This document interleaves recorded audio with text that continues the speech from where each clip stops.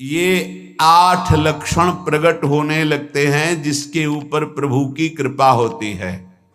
पहला, घोर अपराध करने वाले के प्रति भी दया की भावना, शांति पहला लक्षण है। भाव में भी पहले शांत भाव है। हमारे ऊपर श्री हरिजू की कृपा है, इसकी पहचान ये 8 लक्षण। पहला, शांति, अर्थात घोर अपराधी के प्रति भी गुस्सा ना क्षमा करना, ये हरि की कृपा का लक्षण है। देख लो भाई, घोर अपराधी शब्द तो जाने दो, जरा सा प्रतिकूल हो जाए तो लाख समझाओ पर भ्रकुटी तनी रहती है। ईर्ष्या, द्वेष, मात्सर्य, द्रोह, ये उपासक के हृदय की विषय नहीं, ये तो गंदे विषयी पुरुषों के हृदय के लक्षण हैं। जहां ईर्ष्या है, मात्सर्य है, द्वेष है, द्रोह है, ये कुमति के लक्षण है, ये सुमति के लक्षण नहीं, ये हरि कृपा पात्र के लक्षण नहीं। आपसे जो अपराध कर रहा है, द्रोह कर रहा है, आपका क्षमा बल ये हरि प्रसाद से होता है। शांति, क्षमा बल, शांति, सह गया, क्या करूं, सहना ही पड़ेगा क्योंकि भगवत मार्ग में वो ऐसा नहीं होता। शांति, बुरा ही नहीं लगा, हरि कृपा पात्र को बुरा ही नहीं लगा। उमा संत के यही बड़ाई, मंद करत जो करे भलाई, ये सीधा शांति की व्याख्या है। अपने यहां मंगल गान में, करत जे अनुशहन निंदक तिनहु पे अनुग्रह कियो, ये है हरि कृपा, ये है आचार्य कृपा, गुरु कृपा। अपराधी पर भी क्षमा का भाव होना, भला ऐसा है, अपराधी पर भी क्षमा का भाव होना, ये हरि कृपा पात्र में ही होगा, अन्य में नहीं। तो अगर अपने हृदय में ऐसा लगे कि ऐसा नहीं है तो हरिजू से प्रार्थना करनी चाहिए कि कृपा करो, मेरे में सामर्थ्य आवे। दूसरा, अनुसूया, वो किसी भी के प्रति कभी भी कोई दोष दर्शन ही नहीं करेगा। दोष कथन, दोष श्रवण की तो बात जाने दो। अनुसूया, दूसरों के गुणों में दोष ढूंढना ये नहीं होता, हरि कृपा पात्र में ये नहीं था। ये सब भजन के नाश करने वाले, जैसे पहला अपराधी पर क्रोध कर देना, तो माया ने भेजा इसीलिए था कि तुम्हारे साथ व्यवहार ऐसा करे कि तुम क्रोध करो, क्रोध करोगे तुम्हारी ऊर्जा शक्ति नष्ट हो जाएगी, अध्यात्म में जो चलने की थी, और कहीं तुमने संकल्प कर लिया तो भजन शक्ति नष्ट हो जाएगी। तो अगर भजन बल है तो गया, जरूर उसको दंड मिलेगा, पक्का मिलेगा, 100% मिलेगा, लेकिन आप खाली हो गए, ना भजन करने की वृत्ति रहेगी और ना भजन रहेगा, दोनों बात।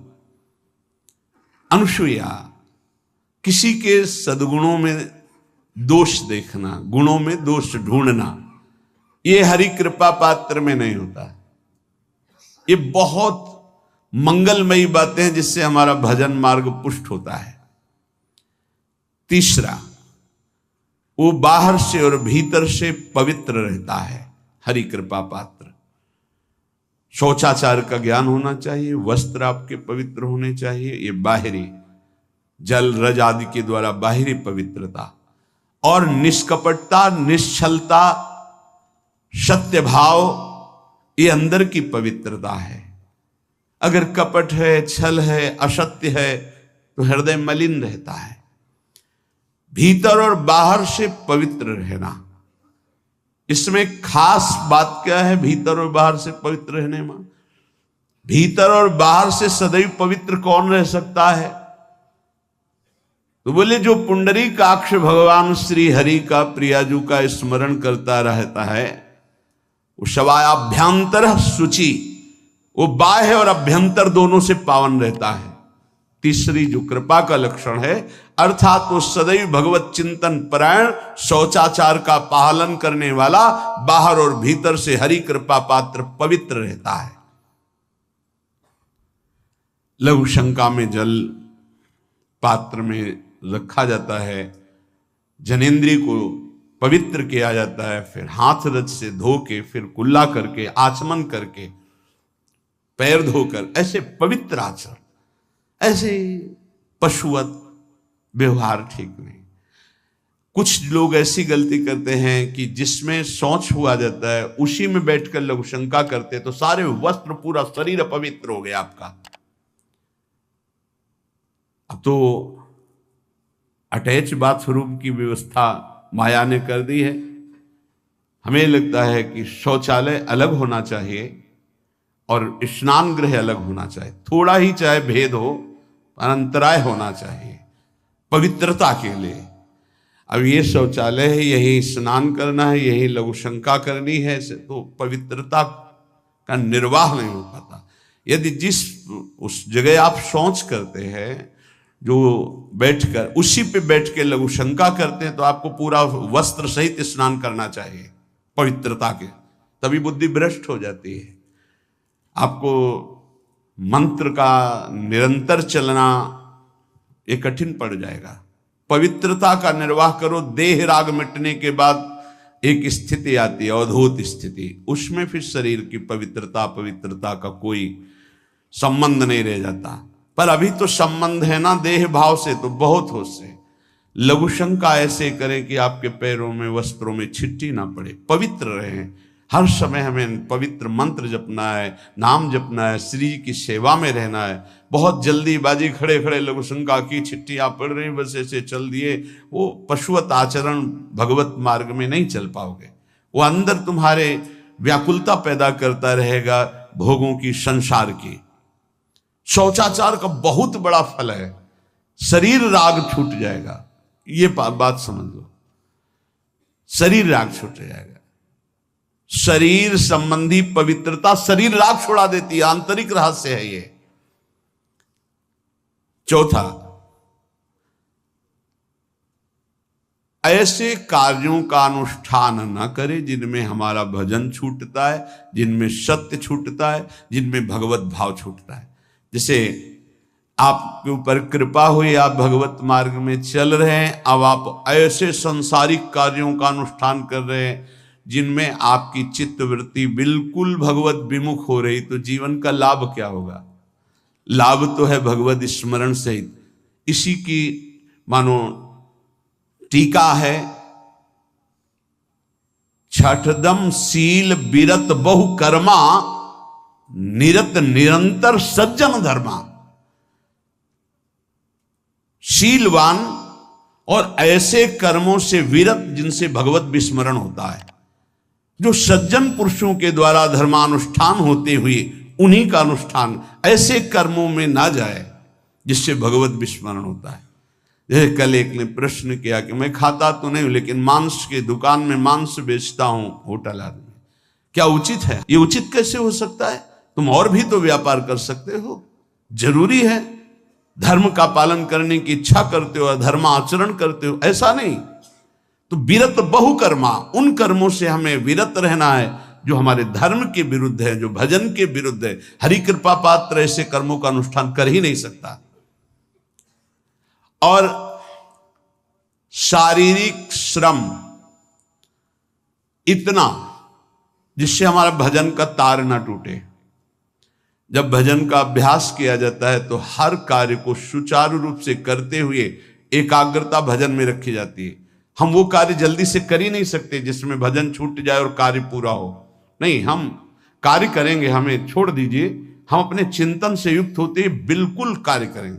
जैसे कई साधक हैं, उपासक हैं, बड़े अच्छे उपासक हैं, उनको आप कार्य दीजिए कि आप पानी गर्म कर दीजिए, पात्र बहुत सुंदर साफ होगा, पानी बहुत गर्म, लेकिन आप कह दीजिए कि 5 मिनट में गर्म करके ले, तो उनसे असंभव नहीं होगा।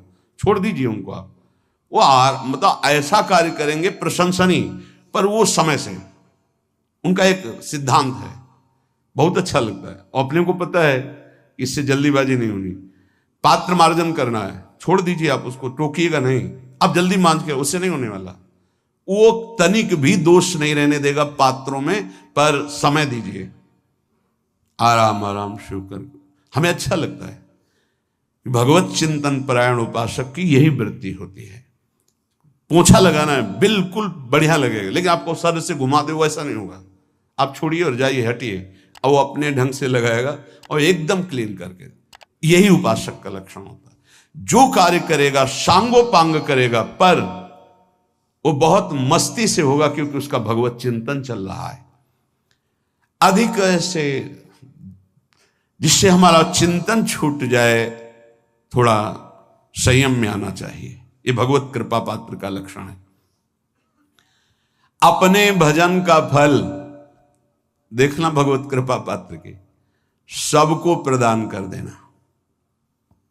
हिम्मत है, अपने भजन, इतनी मेहनत से किया हुआ भजन, भजन होने के बाद, हे प्रभु इस भजन का फल हो, सर्वे भवन्तु सुखिना सर्वे सन्तु निरामयः। यहां तो कहते महाराज, एक माला रोज आपके लिए करता हूं कि आपकी बीमारी ठीक रहे, तो शेष किसके लिए करते हो प्रभु?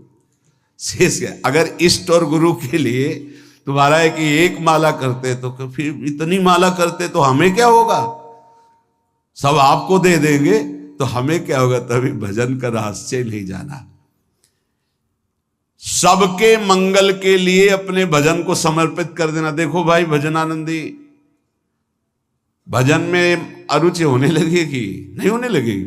सुबह से शाम तक पसीना चुआए हम, और भजन का फल दे दे सबको। तो इसका रहस्य बताते हैं। सबको जे भी कहा सर्वे भवन्तु सुखिना, तो सर्वत्र विराजमान भगवान वही पलटकर अनंत रूपों में आपके ऊपर बरस पड़ेंगे। ये आंतरिक रहस्य है। हमने जो भजन किया वो एक सीमा में था, और जब हमने संपूर्ण विश्व को दे दिया तो असीम बनकर वापस हुआ। ये भाव न समझ में, अगर ये भाव न कहे तो एकदम लगे हम अपना भजन क्यों दे दें सबको। उस सर्वात्मा में विराजमान जो हमारा प्रभु है, उसी को समर्पित कर। सर्वे भवन्तु सुखिना, तो वो सब पलटकर सब जगह से वापस आया, सबका आशीर्वाद आया, और वो महान बनता चला गया। ये लाभ है, आंतरिक लाभ है। अगर तुम्हारा भाव ऐसा न बनता हो तो आप प्रभु को तो अर्पित करते ही है ना, तो वही प्रभु सब में विराजमान है। ऐसा भाव करके सर्वात्म स्वरूप भगवान को हमारा भजन समर्पित है। सब रूपों में प्रभु विराजमान है। ये हरि कृपा पात्र का लक्षण चल रहा है। और छठवां, अपने भजन से अपने लिए कुछ भी ना चाहना, और दूसरों की तो बात जाने दो, दूसरों से कुछ ना चाहना ये तो ठीक है। अपने भजन से अपने लिए कुछ ना चाहना है हिम्मत। देखो ये हरि कृपा पात्र में हिम्मत होती है। अपना भजन अपने प्रयोग में ना लाना, इसका भी आंतरिक रहस्य है। अपने प्रयोग में आप शरीर को लेकर के बोलेंगे, अगर स्वरूप को लेकर तो प्रयोग की कोई वहां जरूरत ही नहीं। स्वरूप पूर्ण काम है, वहां कोई अभाव नहीं। जब आप कोई भाव अपने लिए करेंगे तो देह भाव होगा। देह भाव से किसी विषय की मांग होगी। विषय पूर्ति भजन का फल नहीं होता, भजन का फल होता विषय निवृत्ति। बहुत जोर की बात है, कैसे समझ में आए?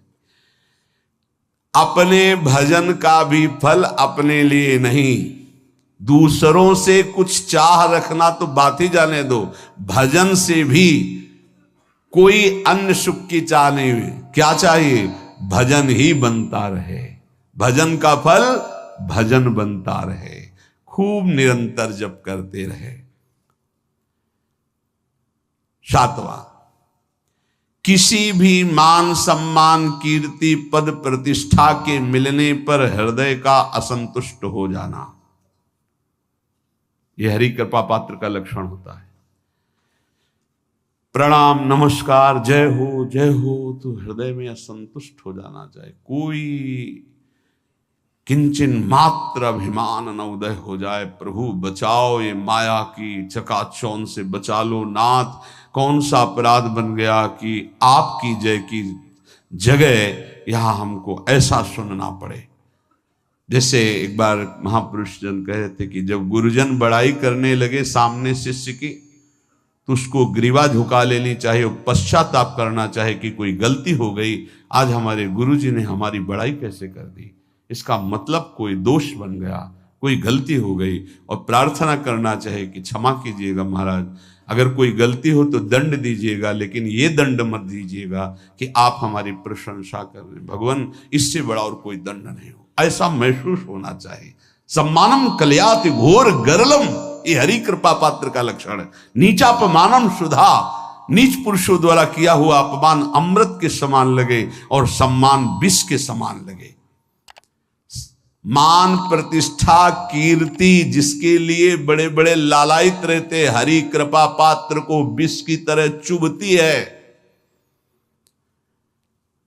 और 8वां, किसी भी प्राणी समुदाय से संबंध ना रखते हुए सब पर दया की भावना, सब पर कृपा की भावना, सब पर करुणा मैत्री, पर किसी से ममता नहीं। ये सूत्र बहुत व्यवहार में प्रयोग करने योग्य है। सबसे करुणा और मैत्री, पर किसी से ममता नहीं। करुणा तो करी भरत जी ने, मैत्री भी की मृग से, पर ममता रहित नहीं रहे। ममता कर ली तो अगला जन्म हिरण का हो गया। ममता नहीं रखनी। निर्ममो निरहंकारा, करुणा मैत्री तो करनी है, जैसे इसमें आदेश है, गीता में जी आदेश है, अद्वेष्टा सर्वभूतान मैत्र करुण एवच, पर निर्ममो निरहंकारा, ये साधक की चतुरता है। प्राणी मात्र पर दया कृपा करुणा मैत्री, पर ममता नहीं। ममता किसी से, और यहां करुणा मैत्री ये तो गायब हो गई, केवल ममता रह गई है। अपने शरीर से ममता, शरीर संबंधियों से ममता, विषय भोगों से ममता, यही जहर है। संबंध में ये ममता ही जहर है, विचारों में अहंकार जहर है, कर्मों में ये आसक्ति जहर है। इसी जहर को मिटा दे तो जीवन मुक्त महापुरुष कर्म करते हुए, विषय सेवन करते हुए, वार्ता करते हुए, विचार करते हुए, बिल्कुल जहर रहित तो उसका जीवन हो गया। तो ये 8 बातें हरि कृपा पात्र में होती हैं, इनको बार बार सुनना, हृदय में धारण करना। जो भक्त होता है, हरि कृपा पात्र होता है, उसमें ये 5 बातें कभी नहीं जागृत होती, स्फुरित ही नहीं होती। पहला, किसी से ईर्ष्या, दूसरा किसी से घृणा, तीसरा किसी से भयभीत हो जाना, चौथा भजन सेवन नृत्य गायन आदि में लज्जा लगना, पांचवा किसी की निंदा करना, ये नहीं होती। अब जो आगे वर्णन कर रहे हैं उसमें महापुरुषों की पहचान है। सिद्ध महापुरुष 3 प्रकार के होते हैं। एक होते हैं आचार्य कोटि के, सात्विक विचार वाले, एक होते हैं भ्रष्ट आचरण वाले, एक होते पिशाचाचरण वाले, और तीनों सिद्ध हैं। बहुत बड़े महापुरुष पूज्यपाद उड़िया बाबा जी हैं, वही रहस्य का प्रकाश कर सकते थे, अन्यथा बिना ब्रह्मबोध महापुरुष के ऐसा नहीं। तीनों सिद्ध हैं, तीनों भगवत प्राप्त है। सात्विक आचार वाले, जो आचार्य कोटि के होते हैं, एक एक अक्षर शास्त्र मर्यादा के अनुसार चलने वाले, जैसा शास्त्र कहता वैसा उनके आचरण में दिखाई देगा, और वो उससे सिद्ध भगवत प्राप्त महापुरुष हैं, पर उनके आचरण तस्मात् शास्त्रम प्रमाणम थे। दूसरे भ्रष्टाचार, ऐसों को पहचान पाना बहुत कठिन होगा। भेष मलिन, आचरण मलिन, जैसे आप में कोई पुराना हो तो शायद जान पाएगा। भगवान